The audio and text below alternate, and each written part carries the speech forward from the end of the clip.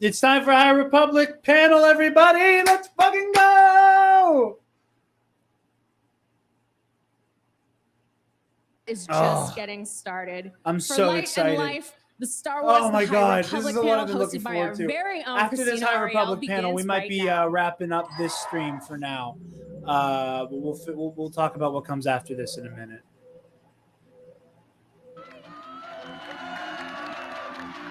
Krystina! Woo! I'm slap happy. Yes, this is real life, y'all. It's so nice to meet you. Thank you all so much for coming. How are you? How's your celebration so far?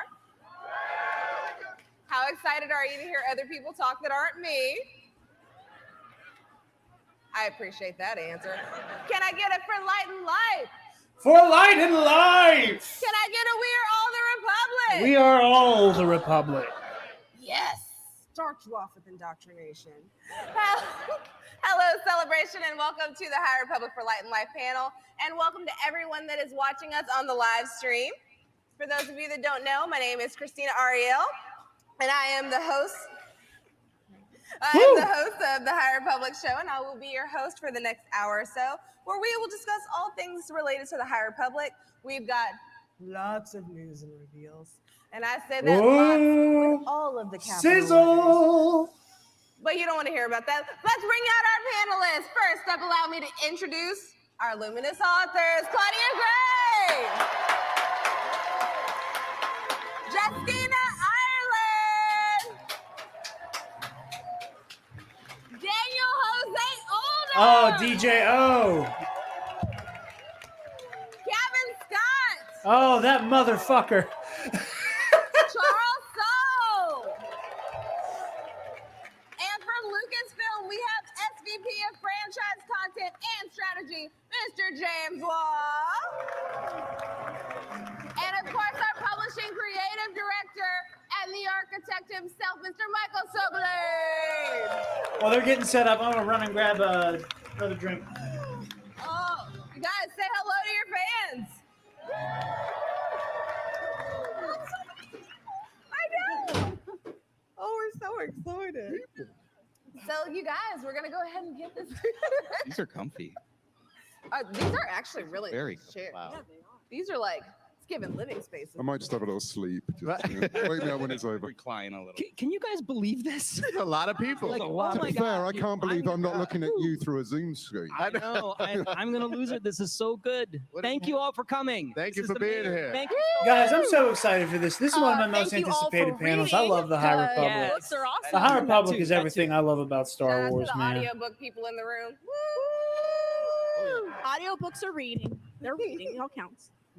Now, Michael, let's start with you. The last time that you Audiobook shared a guy. celebration stage with all of these authors was Chicago in 2019. At that point, you teased something called, what is it? Project Luminous. Is there anything you'd like to say about that little project? Yeah, a couple things. Thank you. Because when we teased this out in Chicago in Wow, in so long 2019, ago. it was the little initiative that could, and thanks to all of you, it did. And we are really, really grateful for everything you guys have done, all of the support.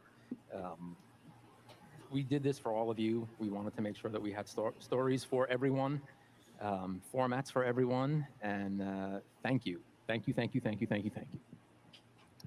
Thank you.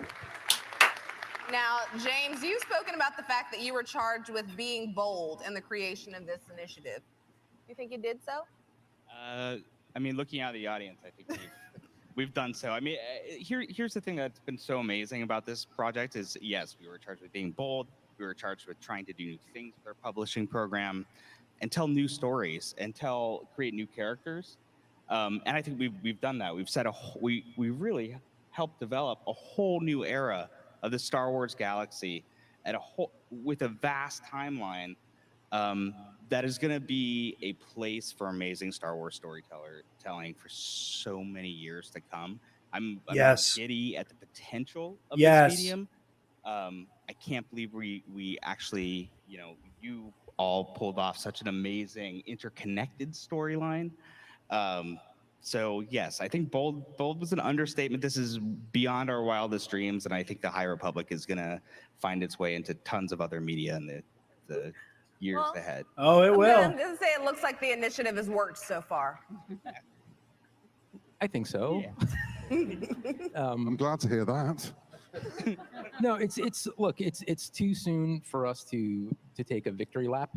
You know, we are still just getting started. This is still just the tip of the iceberg. But we really did, like I said before, we really wanted to create stories for everyone. We wanted everyone to see themselves in these stories. We wanted to create new stories. We wanted to create escapism, which we certainly needed over the last couple of years. And, you know, I think all of these authors on the stage, I think all of our editors, everyone at Lucasfilm, everyone at our publishing partners did that. And, you know, really, to all of you, thank you on a job very, very well done. Now, it seems as if you were looking for the widest audience possible, but that you also wanted the stories and characters to be as specific as possible. And why was that important to each of you? Charles? I mean, we were given an incredible opportunity when we started to build the High Republic, which was, you know, we could, there were no rules at that point. It was just figure out the best Star Wars story you could, the biggest Star Wars story you could. And so we knew that This one of is the so things that we wanted to cool. do from the I very am beginning so was to tell excited to hear a them story talk that about was this. incredibly broad, that had perspectives of many, many, many, many different kinds of people. Because even if you look at this group here, like, we're very different people. We all care about each other a lot, but we're all extremely different. We bring very different perspectives. And that's kind of what Star Wars does at its best too. And so we wanted to provide all those different perspectives and also provide them a specificity, which I think we've been able to do. And I think it's part of why it connects with so many different kinds of people, and is a big secret to the success of the whole initiative. Yeah, I think that's why we've got such a big cast. I mean, it's been getting smaller recently, but let's. Oh, very funny. Soon. Very funny, Kevin. The idea very right funny. from the beginning was we have all these characters with all these different backgrounds and points of view. So we could really nail into these big galaxy-changing events. But what mattered was what they meant to the people, because at the end of the day, that's what Star Wars is. It's about the characters. You know, it's a galaxy made up of people.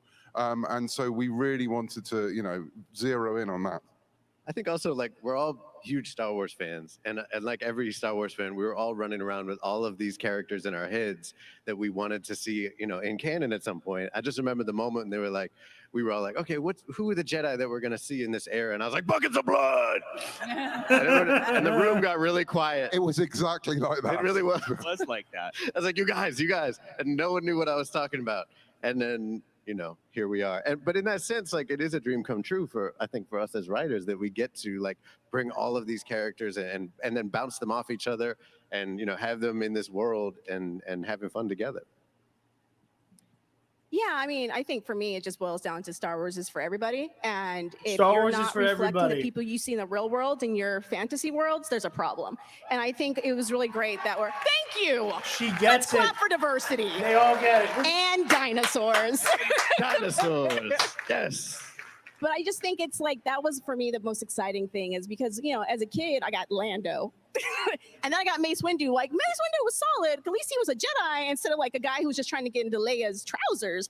But like, I love Lando, you guys. I wrote a book. But yeah, so like, I think it's just really nice to be able to include the people I know and love in my life and give them a character that reflects their identities as well.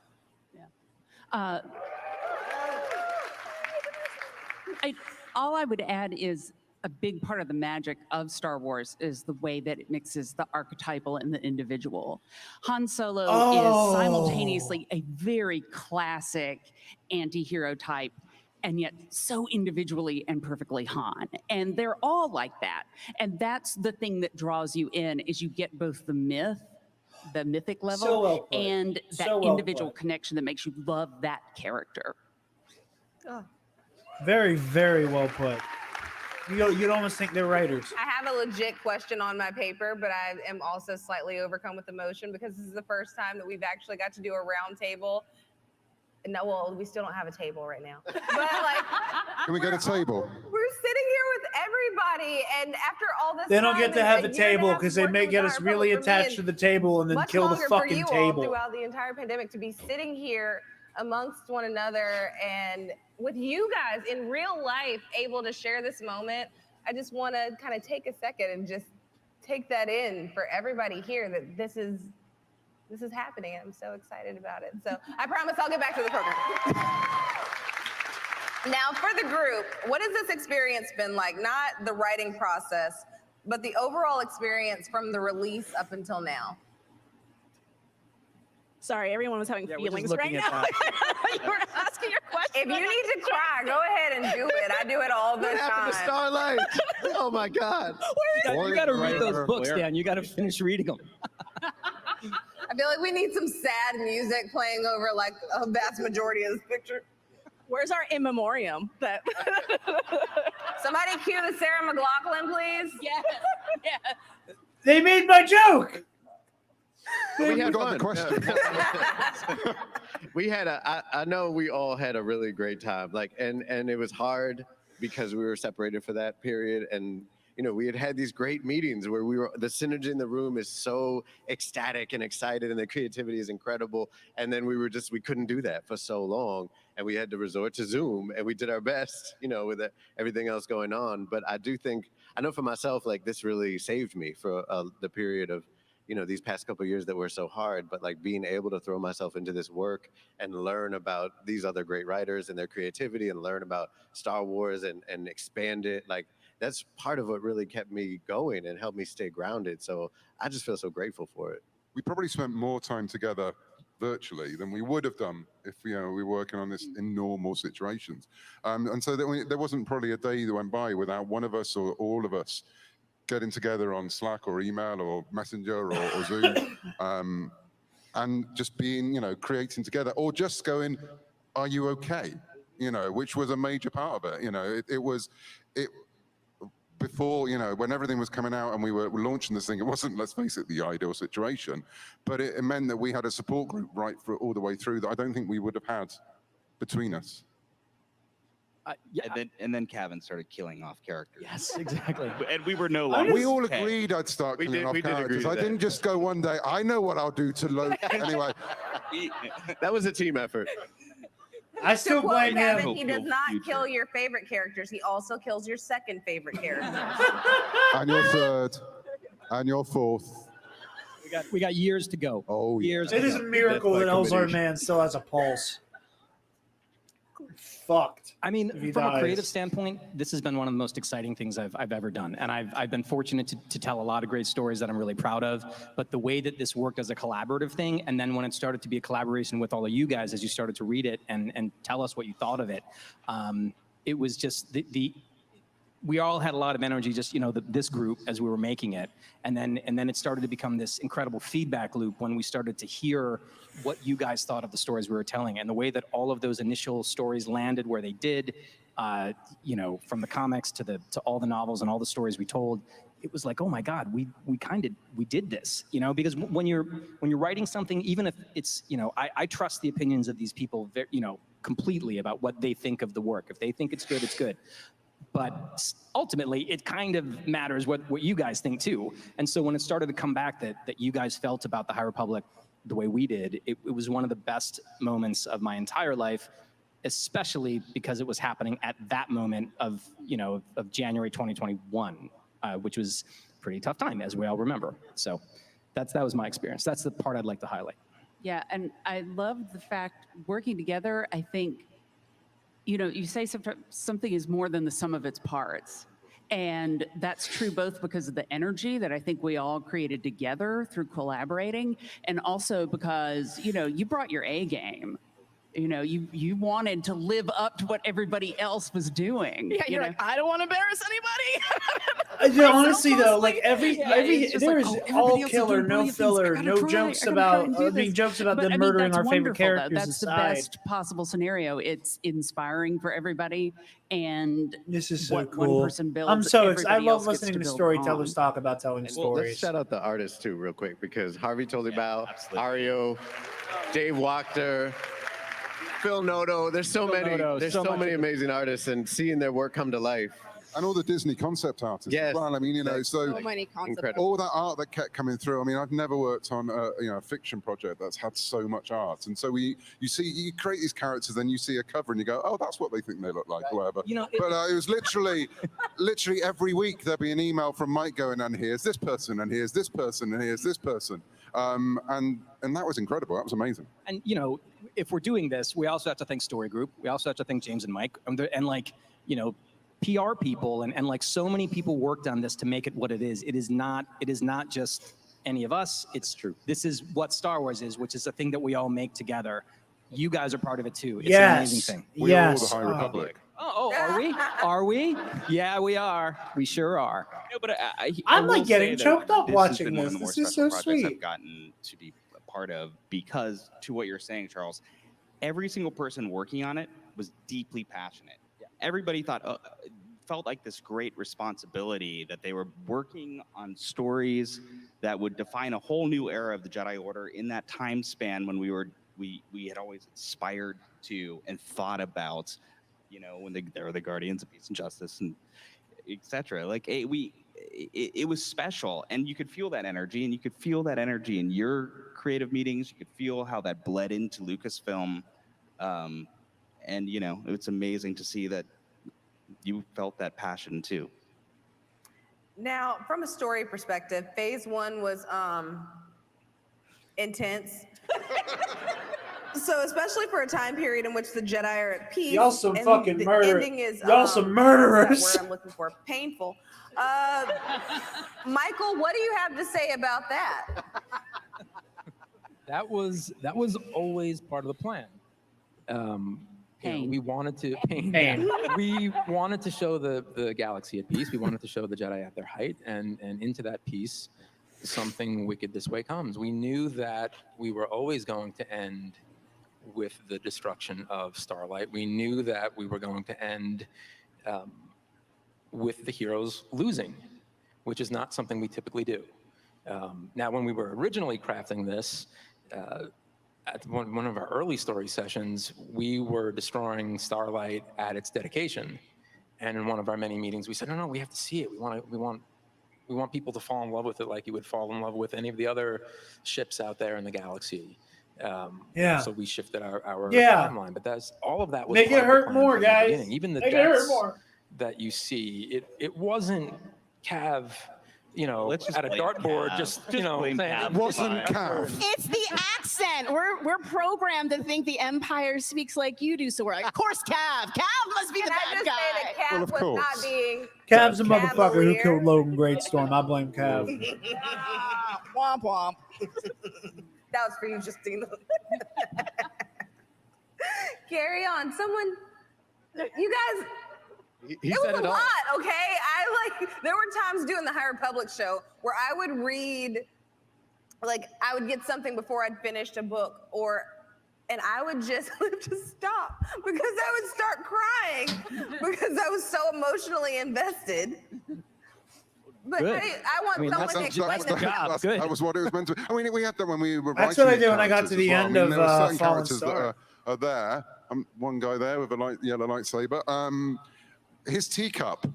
I knew what would happen in that teacup in the last picture we see him. And if you've not seen it yet, go back and look at the picture. It's there somewhere. And so every time Ariel would draw that teacup in, flying around his head, I knew what would be happening to that teacup. And it was a case of reminding yourself that you have to pour love into these characters because you're responsible for them and you know where they're ending up. But you also know that it's not just a case of doing a bloodbath for a bloodbath's sake, even though I sound like this.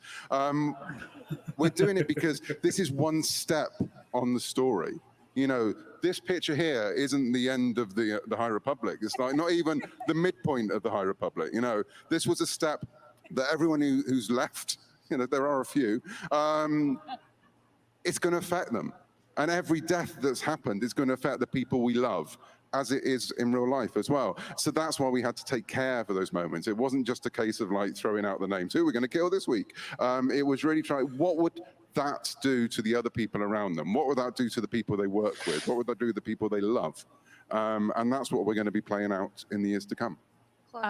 I would say, I don't know if it's true for you guys, but for me, if I'm going to kill a character, like the only way to write that for me is to fall even more in love with that character than I ever have before.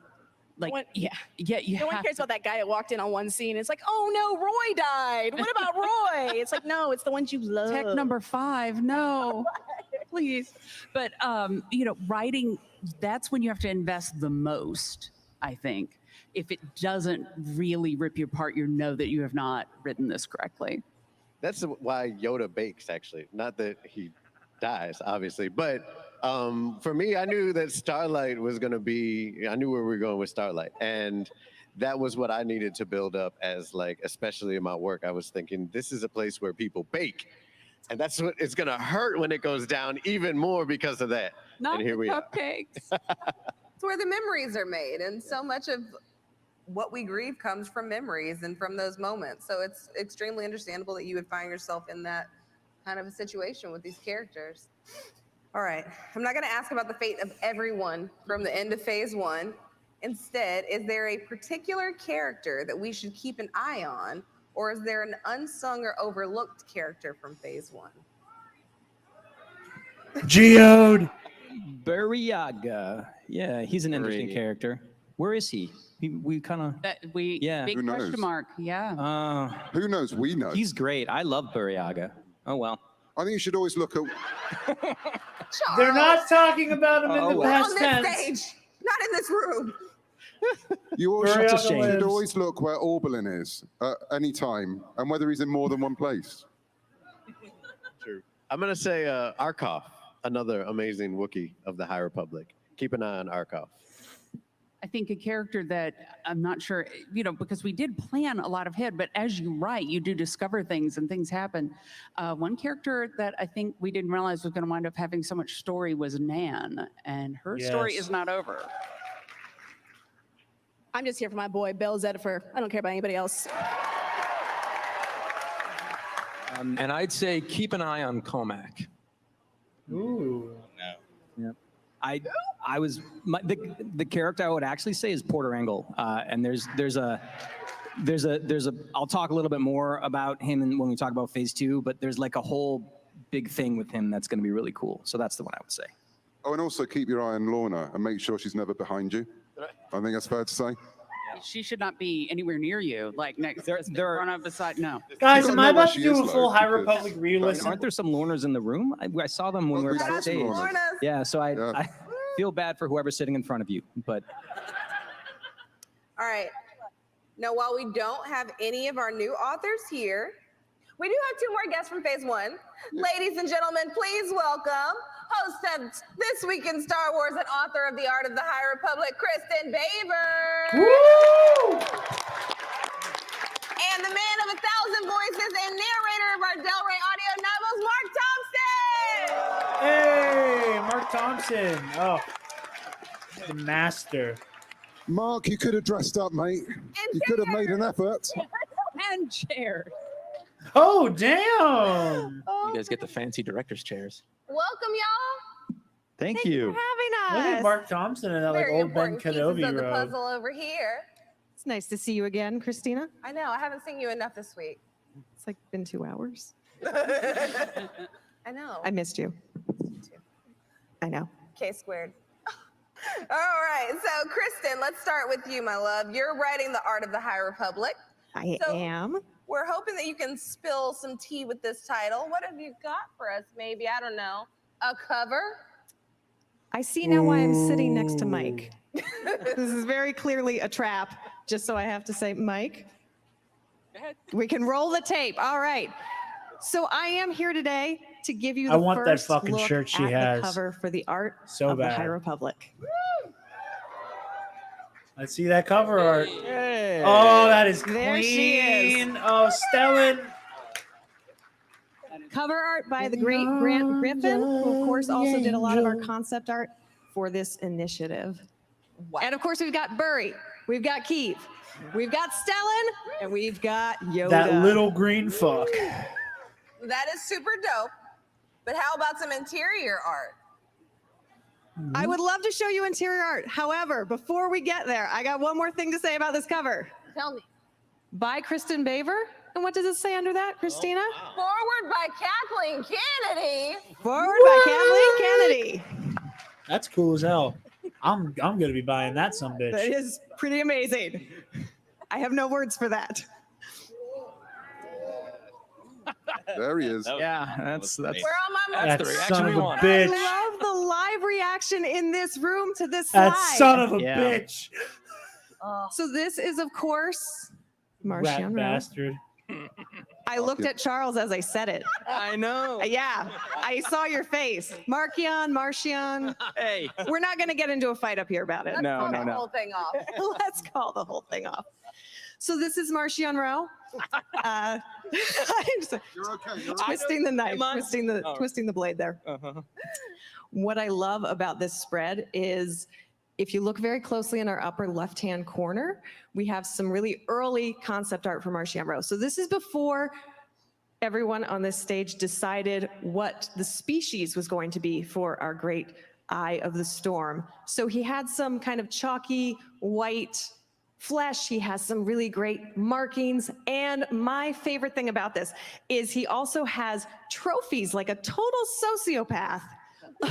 Almost from like all of his he's an victims. So irredeemable all the way on the bastard left, who you needs see to he's die. got lightsabers. He's a little bit like Grievous. Yes. I'm also told by the artist that all the way on our right, he has shards from ships that he has taken over, and they're just embedded in his armor. Again, sociopath, right? Am I right? Yes. That's my book Yes, you are. talking about. Eyes like a shark. Now, can you tell us a bit about the overall process? I would love to. Yeah, sorry, I just launched right into, let me tell you my favorite things about this spread. I mean, it's impressive. So the overall process for creating the art of Star Wars: The High Republic was really fascinating. Typically, with an art of book, which, you know, of course, the great Phil Shostak has written so many art of books. If you're a fan of the series, you probably have his entire collection, as well as Josh Cushin's and Amy Ratcliffe. And now I'm so excited to join that group. The process, however, was just interviewing everyone on this stage except for Krystina. Love you, sorry. And really trying to get the behind the scenes story of how this initiative came to be. Now, if you don't know, I was actually a journalist before I came to Lucasfilm. So this was kind of a coming back to that part of my brain that just loves to ask nonstop questions and talk to people for hours on end and really try and get into the room of what was happening at Skywalker Ranch as they I were just got to call attention coming to the up fact with that this Mark Thompson initiative. wears And that it was just Jedi so robe well. fascinating. I love this story in this book. I'm so excited to share it with all of you when it comes out. And we also got to talk about really tough things like how the pandemic shaped this series. You know, Charles had already written Light of the Jedi when that happened in 2020. It certainly, I think, impacted some of the revisions. Absolutely. But there are a lot of choices that feel like they could have been made after March of 2020 that just... Basically, Charles's fault. I just want. Let's just let that go. Is it Cav's fault? Is it Charles's fault? Who knows? You know, we're all the Republic. Blood blame happening in the center of the stage here. What else you got for me, Kristen? What else do I have? Let's see. Yes. Look at that hair. Top Knot Yoda. Top Knot Yoda. That's That was a big deal to us, Top Knot Yoda, as you he's can freaking probably me tell. out. We are so Obviously, I'm a huge Yoda fan. I absolutely adore this character, as I think is true for everyone on this stage. The first thing I said to Mike when we were talking about me being on this panel and getting to share some of this art from inside the book with all of you was, I really want Man Bun Yoda. Can we do that? And we can. You see, we did. But I think, you know, it's important to see it because it's important to look at process. Process, yeah. You know, because if we're telling the story of the High Republic and it's centuries before the Skywalker saga, you can't just drop Yoda from Ep 4 in there, and you can't just drop Yoda from Ep 1 in there. And, you know, what does Yoda look like? What do the Jedi look like? And we really looked at everything. I don't think I like And, Top you Knot called out Yoda, Phil guys. before, I Phil think it's kind of Shostak, hard on Paulo the Hidalgo, eyes. Matt Martin, everyone, Emily, everyone on story team, the authors, we thought of every little detail, and we had Jeff Thomas do art, we had Grant Griffin do art. Ultimately, what what we came upon was, Yoda just needs to look a little bit younger. We need to give him the gold and the white, and give him a little bit more attitude, which is what he has here. To that process point, I think one of the stories that this book really gets into that was an absolute blessing for this project, this entire initiative, is that I think it went back to Lucasfilm's roots of that sort of synergy between the art department, story, writers, and the ability to sort of react to art in the process of writing, and really see the exploration and how these things pinged off each other. It is, when I think Lucasfilm is at its best, we were working holistically like that, and different talents are inspiring each other. And Absolutely. This is an example of that. 100%. And also, speaking of the roots, I know I jokingly called it Man Bun Yoda earlier, but one of the really cool things as I was talking to the artist about this piece was he was talking about how he went back and he looked at things that influenced George Lucas as he was creating Star Wars in the first place. So he looked at Akira Kurosawa. He looked at what samurais look like. And that's where a lot of these designs truly come from.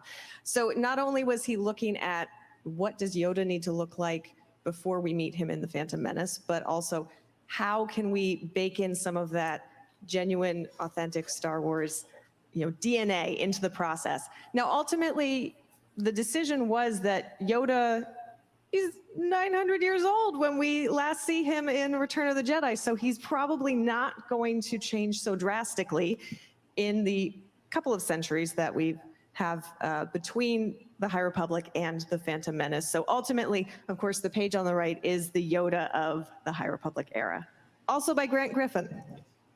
But the attitude on, I still love that picture of Yoda, the main one with the gold. Yeah, you see the Because the attitude on that, the way he's holding himself and everything. And I know when Ariel drew Yoda in the first issue of the High Republic comic, again, it was the swagger, and we got the pantsuit in as well then for that Yoda. And it's the way he walks onto Starlights in the Op Center, in the hub. And everyone just goes, it's Yoda. And it was that's the attitude we wanted to get from him.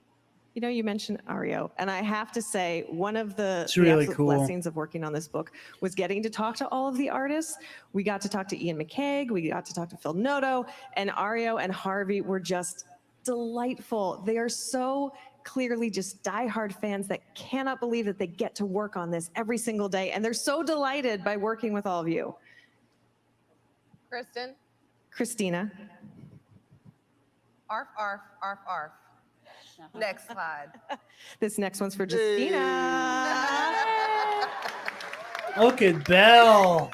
Can you And guys Give me that Amber. premium Bell content. This The is bell one of content. one of the questions I am most delighted about. What does Ember mean to you? Go ahead, Justina. We know you want to. Arf, arf, arf, arf, arf, arf, arf, arf. Oh my God. Arr. My thoughts exactly. I just got a Versus We need series more idea. pets. Everyone needs more pets. Everyone needs more scritches and love, and just it's amazing to see a Jedi and his dog. I mean, Charho. In my case, I knew I was like, okay, I have to set an amount to have Ember and stick to that amount, or otherwise it's going to be, like the Fallen Star, Ember's story. Like, I would very happily do that. No one's complaining about that, Claudia. We would love that. No, I wouldn't, 'cause as that means they'd excited kill the as I fucking am to talk dog. about the beautiful Ember. I would like to get over to you, Mark. How did you go about finding the voices for this era, and specifically, how did you land upon Markion Rowe's voice? Oh, Michael McCoy, Yeah. I hope you're listening. It was really cool. I mean, it's kind of a perfect segue because the concept art really was a huge inspiration, and just seeing all those beautiful paintings and illustrations of these characters totally influenced me. And I got this top secret email of a lot of them, and I was like, oh my goodness, this is so cool. So a lot of it was that, and then most of it is just how amazing all of you are, and just because you put so much into the writing that it puts these pictures in my mind. And for Markion, there was a line in Light of the Jedi that says, his voice was quiet, breath, not a scream. And I kind of latched onto that. And there was something about the quietness and the breathiness. He's very cold and calculating and passive. Don't forget your hand. And there's something that was almost more unsettling. I thought he about was about that to do the than Michael another choice I McCoy. could have made. "'Cause And the you concept forgot art about my him being like a frosty." predator, and he looked like a shark. And I was thinking about the idea of like how calm and still sharks are until they strike, and then they're like ferocious. But before that, it's like this eerie stillness that's like almost makes you more uncomfortable. Oh, wow. Now, You nailed it. Oh, thank you. All right. Phew. I did not want to answer this question with Charles on the stage, so yeah. do you have any other favorite characters or voices from the High Republic? My other favorite is Skier. He is stupendous. That made me so happy. All right, so we are between phases now, so let's talk about phase 2, y'all. Yes, let's. Michael and James, Stop what phase can you tell 2. us? If you go to the, I think it's the next slide, phase 2 is an all new jumping on point. Woo! You do not have to have Blue. read any of phase 1 for phase 2. But it's the type of thing where you get to see where the story was at its start, right? It's very similar to the Skywalker saga. You know, we told the middle, we're going to tell the beginning, and then we will tell the end. And it is very much an age of exploration, as you can see. Wow. How about some more reveals? So We got a lot of reveals. That Let's gave go. me goosebumps. let's meet some of the cast. Buckle in. Charles, Holy shit, can you let's tell go. us about the Chancellor? New Jedi. Plural. I can. So one of the things we wanted to do, well, actually, pulling back a tiny bit, Star Wars is a history, right? And eras of history inform one another. And so what we're doing with phase 2 is going back 150 years before the storytelling that we just saw in phase 1. And so what we really wanted to do was suggest some of the ways that the history we'll see in phase 2 turns into the history we see in phase 1, just like real life history does. And one of the ways we wanted to do that was to suggest that, not suggest, we're going to have 2 chancellors. And Chancellor Greylark, who's a human who is very sort of focused on a westward expansion, kind of like the exploration movement that is a big part of phase 2. Whereas Chancellor Moyo is a Quarren who is actually in the Outer Rim, but is very focused on things happening in the core. And that's a really interesting dynamic, right? The person from the core is focused on going out, while the person from the Outer Rim is more focused on like things inward. And so, but the thing that's really emblematic and the thing that makes this still the High Republic is that those 2 people are not at odds. They're like, we have this movement to focus on developing the core. We also have this focus on the expansion, and let's do those things together in a way that like elevates both of us. And that's very High Republic. And yet having a 2 chancellor dynamic is interesting and new and will lead into the storytelling we see in phase 1. That history, by the way, is something that's going to be really unique to this initiative in the sense that I think some of the really bold things George did with the prequels was kind of seeing the antecedents of design, seeing sort of the things that led to the original trilogy. And I think what's been great about this process is having those world building conversations, seeing those design moments of seeing those antecedents kind of take place, seeing what a droid would look like here and how that would build forward. And then just seeing the historical cost of, we all think of the world moving on these like 4-year time cycles, but in truth, things that happened decades ago impact the now. And so I think that's something that will evidence itself. No, this is for really phase 2 of the High Republic. Also, shout out to Minji Yoon, who is a fantastic concept artist. Yes. So hopefully is either here or watching. So I'm very excited to see their art up here. Let's talk about phase 2 because I'm told there are even more reveals in this panel. Claudia, who are the Pathfinders? Oh. Really, all I can tell you is this is the Jedi and the Republic working together at this early phase, and it's about exploration. This is a point in time where this area of space is very much unknown to the Republic, and not this is everything phase 2 of the High necessarily Republic tied publishing as closely. campaign. You've always got so this is going to be covering 250. And although this idea predated it, did anybody else think about that when you sort of saw the Master Padawan episode? Like, actually, it's 400 years before the Skywalker saga begins.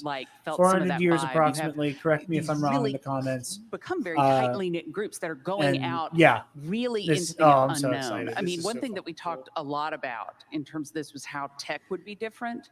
Because with Star Wars, canonically, they've had roughly this tech for about 10,000 years. We're like, well, how do we make it different? How do we make it rougher? And we realized, tech is no good without infrastructure.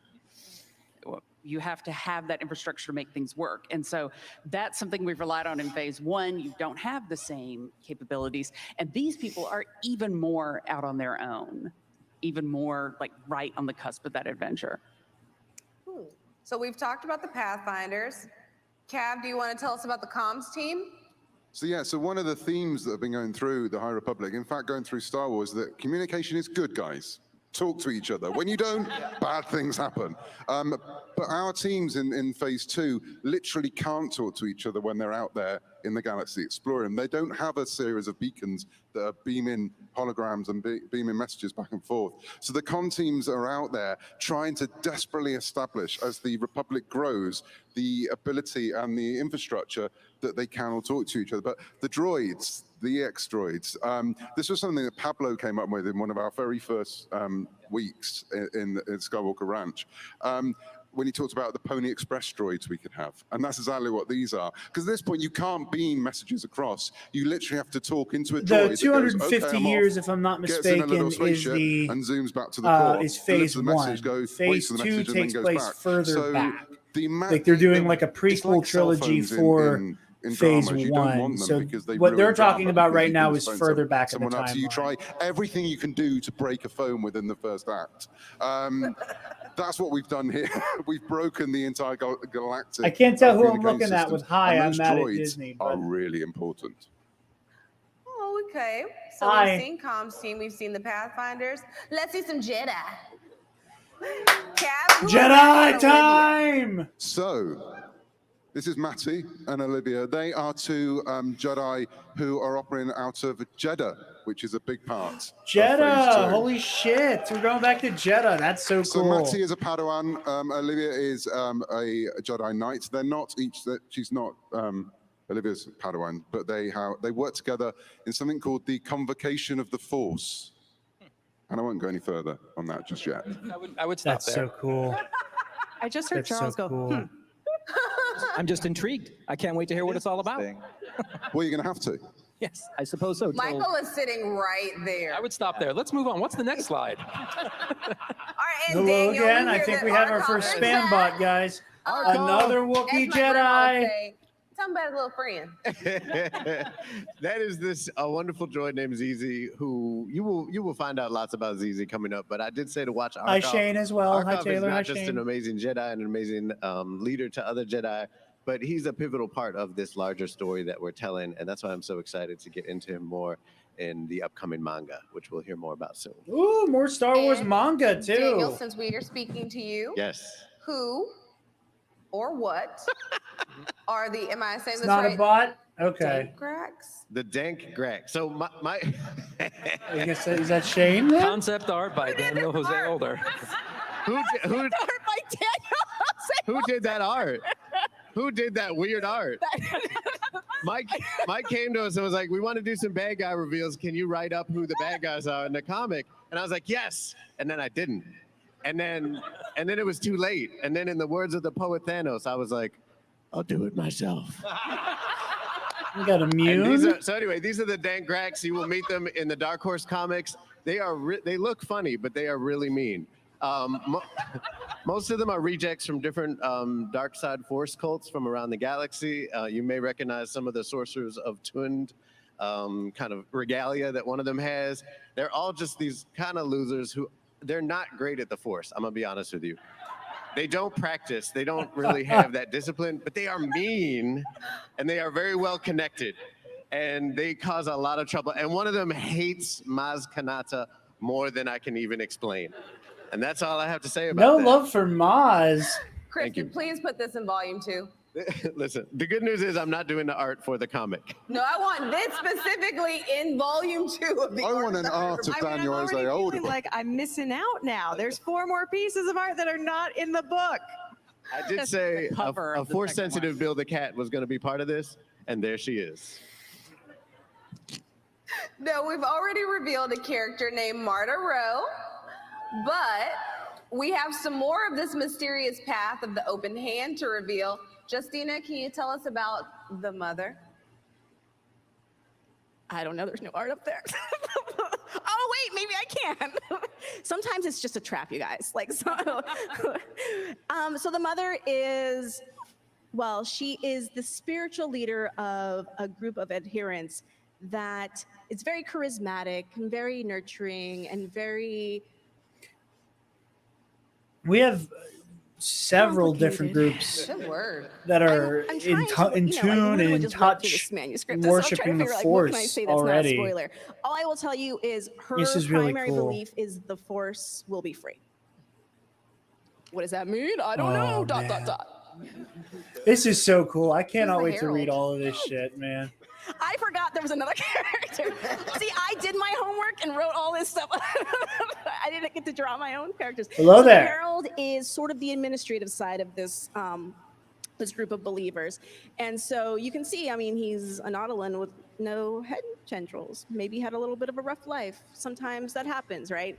You can see, unlike the mother, he's a little more, you know, doesn't adhere to fashion, maybe? Like his little tattered. He's got his work boots on. It's called distress. Distressed. Distress. He paid a lot of money for those pre-distressed robes. Oh, he's definitely distressed. Urban Outfitters. It's the Kanye version of the face too. He is ripped. Not for nothing. He's brolic. Yeah, I know. I love that he's So dressed like he's Ye. kind of, Good God. works with the mother, but you know, friends become enemies, enemies become friends. It's not a story with a little bit of conflict, and you'll have to read Path of Deceit to figure it all out. Speaking of Path of Deceit, we've already revealed the cover to our young adult novel, Path of Deceit, by Tessa Gratton and Krystina Ariell. But let's take a look at some other covers, shall we? Oh, yes. Oh, boy. Ooh. First up is our sneak peek at the work in progress for Zoraida Cordova's novel, Convergence. Then we get to the cover to the middle grade novel, Quest for the Hidden City, written by George Mann. And then a comic mini-series from Dark Horse called The Nameless Terror, also written by George Mann. Oh, these Think I Jedi look can so guess the good. villain of this one. Cab, do you want to do the honors on the next one? I don't know, what is the next one? Oh, right, there we go. So this is issue 1 of the new Marvel High Republic series by Ariel, who is returning on this issue with me. So we've met Matty there. That's Vilda Mack, who is someone who comes to Jeddah to find himself. And as of the person behind, well, you have to wait and see. Ooh, sizzle. Just going to say the dude on the right has big Sizzle. David Harbor energy. Just saying. Just going to throw that out there. Charles, Babe, can I've do been the telling honors you, on you the got to next get one? into the High Republic. I'm really excited too. So, Oh, so this is Porter a Engle! story about Porter Engle, the Blade of Bardota, I was very fortunate in Phase 1 to get to tell a very focused story about Marking Row called Eye of the Storm, and Porter Engle is another character that was introduced in Light of the Jedi, who I've known his backstory for a long time, and I'm very lucky that I get to do this focus series for Marvel as a comic, which is where I've done a ton of my storytelling about his story, right? So when we meet him in the Phase 1 stories, he's a legend beyond legend in the Jedi Order, and he's cheerful and he's happy and he cooks his stew and all that stuff. But as we all probably know, the person you are on the outside is not always the person you are on the inside. And Porter Engle is very, very much like that. And this is going to explore why he's the way he is, why he like just went off and was a cook. He's very much a gunslinger Jedi in this.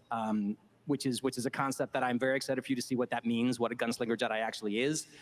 He travels with his sister, which is something they have a really, really cool dynamic that I think is going to be fun. Oh, The story is one of the gunslinger, most what epic does this things mean? I've ever written. I told Mike, I sort of ran it down for him last night, and it seems like it landed pretty well. And then the last element I want to say about it is that one of the things I like to do, because I've been fortunate to tell stories in a lot of different eras of Star Wars, is connect pieces. And there's something So that I laid flashing down forward in to the when Darth Vader Phase book I 1 did a of the long High time Republic ago, takes called place, the Barrage Taylor, Vow. There's a he's Jedi built who like takes the fucking Barrage Santa Vow, and they step Claus. away Like he from the goes from Force looking for a while like when they feel that to they like a have to. Santa man. And this is going to be the origin of where that Barrage Vow comes from. So. The Bear's I Vow. would say there's Oh my a lot God. of big adventure in Phase 2. Oh, but, I'm talking over good this shit. is I one of apologize to everybody. the darker stories, I'd say. It's kind of it's a tragedy, but a really cool one. Ain't that the whole High Republic? That's kind. Mark, is there anything that you'd like to announce? Yes, there is. Coming early next year, there's going to be an all-new audio original, and it's entitled The Battle of Jeddah. Wow. Yeah. All I can say is there's a battle, and it's in or around Jeddah. Oh. Solid answer. And you know what else? Let's announce some more novels. Holy shit, we're getting so many. Oh my God. So coming spring 2023, we have Cataclysm, which is our adult novel by Lydia King. Quest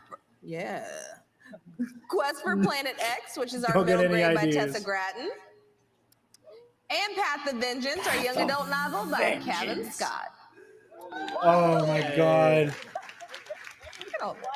They're So throwing there their was a lot whole of high reveals and a lot of Republicy into exciting this. content to come. Phase 2 looks like it's going to be just as exciting as Phase 1. And if the evasiveness of my guest is any indicator, prepare. But we're not done yet. As a thank you for everyone who came to this panel and just before, then don't forget we have our THR cosplay contest and photo op starting at 3 o'clock outside. Oh, you know what I just did? I skipped that really cool part where we give everybody that came to this panel a poster. Oh. I want a poster. Which poster? That one. I want a High Republic poster. You can get this poster signed at the Mysterious Galaxy booth tomorrow at 4:30. And just before that, don't forget about our THR cosplay contest and photo op starting at 3 o'clock. And outside in front of the fountain. I would like a High we hope to see you Republic there in your best cosplay. Now, panelists, that was a lot of everything we've seen and what we can talk about. What are you most looking forward to? Like this weekend or just in life? I was like, I'm gonna have dinner at some Phase point. 2. They don't care about your weekend. They care about Phase 2. All right, all right. I'll start with that one because I'll say that Path of Deceit, the YA by Tessa Gratton and Justina Ireland, is one of the best novels that we have ever made in publishing here. It really is extremely welcoming. Set me up, Mike, and everyone's gonna hate it. I'm gonna have to. No, and I've That is a Justina, I've said lofty this to you, like, claim, a and I'm dozen excited times, to and see it same be with Tessa. proven. It's a really, really amazing YA novel. If you've never read YA before, don't let that stop you from picking this up. It's a great introduction to Phase 2. In fact, it will kick off Phase 2 on October 4th, I believe, of this year. And October 4th, first release for Phase 2, there are a lot of seeds everybody. in there for storytelling to come beyond that novel. So that is one of the things that I am most excited for Phase 2. James, is there anything else that you can tell us about this initiative? Might we? Ooh. Don't you hate Nothing to see here. You got a Jedi mind trick him. What was that? Oh, you did that, didn't I? Michael. Nothing? Weren't you talking to James? I mean, if you don't want to talk. James, is there anything else you can tell us about this initiative? Might we see it grow beyond publishing in X Labs? I think absolutely we are seeing it grow every day, and I think that's the thing that's always been so exciting about this is to really launch something in publishing and then create a space that could kind of go on for decades. Like I said before, there's video games in development. As we know, Leslie Headland is currently in development on a live action. Yeah, we're not going to talk about that video game. Accolades. Fuck that video game. She's an incredible talent, and you know, I'm excited for you all to see what she's been doing. And there are other things, and one day I'll be able to talk a little bit more about that. But we're super excited about Sizzle. where the High Republic is going. It's a bright. We're going to future get a full-on ahead High Republic until movie, Captain man, kills and I everybody. can't wait. Seriously. Michael, you got anything else that you want to show us before we wrap up? I don't know what you're talking about. So we glimpsed the Nameless at the end of Eye of the Storm #2. But we never actually got a good look at them. And we thought, why not reveal this mysterious nameless creature that has been plaguing the Jedi for a good chunk of our initiative. You know, we spoke about many times before about communication being a theme, but the other big theme was what scares the Jedi. And this is certainly connected to that. This is the Nameless, but if you want to talk about the Leveler, Whoa. so the Jedi should be afraid. They should be very, very afraid.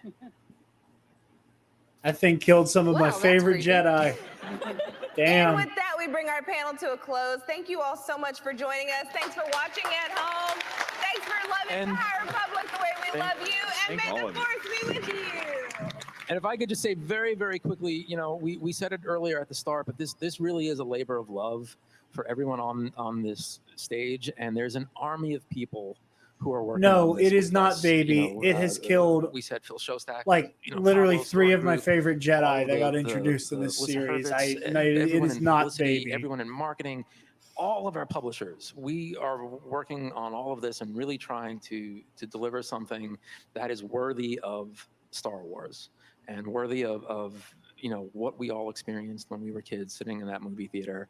And we're doing this for all of you, and we thank you for showing up today. The fact that this room is filled is ridiculous. It is not cute. Thank you, really, really thank you, because we are all the Republic. So thank you, everyone. Enjoy the show. Thank We you, are all the Krystina. Republic. We are all the For light and Republic. life. For light and life. Hello, old friend. Here we are again at the Celebration store. I love this. We come here every celebration to show off some of the unique. I'm going to mute that for a second, hop back over to the clip I was recording. So that's the end of the High Republic panel. That was really good stuff. I love the High Republic. It's some of my favorite Star Wars stories we've ever gotten in these last couple years. Just absolutely have blown me away. I've loved each and every one. I talked to Tay Taylor about this. I was reduced to tears by the end of the Rising Storm, and the Stellan spoilers. Stellan Gios' death really got me good, and I love all of the characters they've created, and I cannot wait for more. That's the High Republic panel. So Stop! Move away from the cookie jar.